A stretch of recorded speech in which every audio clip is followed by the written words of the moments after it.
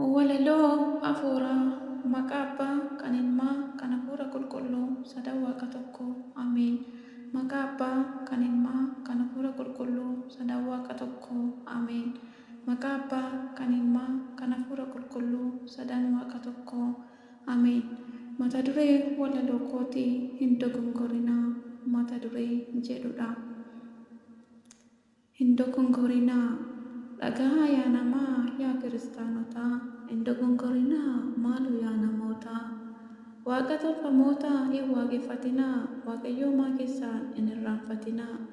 Yesus Kiristoos Waaqa jiraataadha, barri isaas hin dhumu, alfaa fi omeegaadha. Isa Waaqni dhugaa kan biraa hin jiru, mootii jiraataadha, barri isa hin jijjiiru, Waaqa jiraataadha, barri isa hin jijjiiru. Waa'ee Maariyaamiin xiqqoo isinitti himaa, isheen haadha keessanii hin leeyya'inaa gonkumaa. Anaaf isiniif laatamte fannoo jalatti, isheen harmee keenya bara amma baraatti. Cubbamtuudha jedhu baay'een isaanii, qulqulluu akka taate hin dhageenye gurri isaanii. Torba deesse jedhu gareen isaanii, maaliif akka jedhu haadha Waaqa isaaniin. Isheen filatamtuudha dhiira bira hin geenye, Yesuus malees kan biraa hin deenye. Jaallatanii miti waatu dubbachiisa, waaqayyos fakkaatee diina bira ciisa. Hafuura isaa xuraa'aa ittuma gadhiisa, dhugaatti fakkeessee soba dubbachiisa, dhugaatti fakkeessee soba dubbachiisa. Waan isinitti himaa na caqasaa yaa firaa, ergamaan Waaqayyoo nu wajjiniin jira, nu cina buufatee inni nu gargaara. Rakkoof dhiphuu hundas inni nu baraara. Nu gargaarre jedhu warri jal'ootaa, kan isaaniin eegu garuu ergamoota. Kan isaaniin gargaaru garuu ergamoota. Ergamaan Waaqayyoo hedduu gargaareera. Foncaa irraa ciree Phexros baaseera. Foncaa irraa hiikee Phexros baaseera. Jalloonni Daani'el irratti mari'atanii akka inni nyaatamuuf diinaaf darbatanii, yeroo sana Mikaa'el ergamaan samiirraa barrisee Daani'elin oolchee afaan leencaa cufee, Daani'elin oolchee afaan leencaa cufee. Xiqqoon isinitti himaa waa'ee qulqullootaa, Waaqayyotu waame isaan eebbifamtoota, Waaqayyotu filate isaan eebbifamtoota. Dhiifama nuuf kadhatu Waaqayyoomaa keenya, isaan nu araarsu Waaqa gooftaa keenyaan.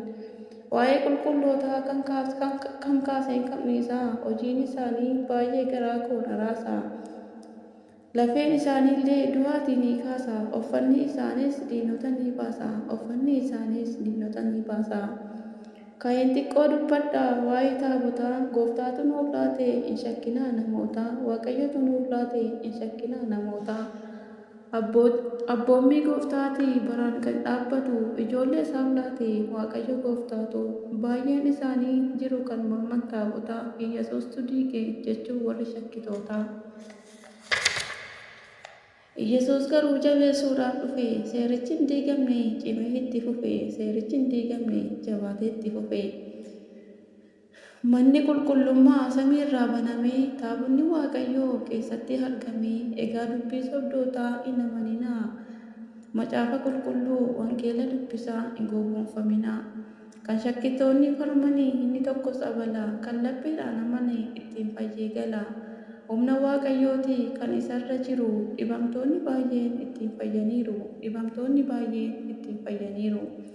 Ameen. Akka kaasee kan na jalqabsiisee kan na xumursiisee Waaqa tokko kan ta'an Waaqa Abbaaf, Waaqa Ilmaaf, Waaqa Hafuura Qulqulluuf galannatu hanga bara baraatti.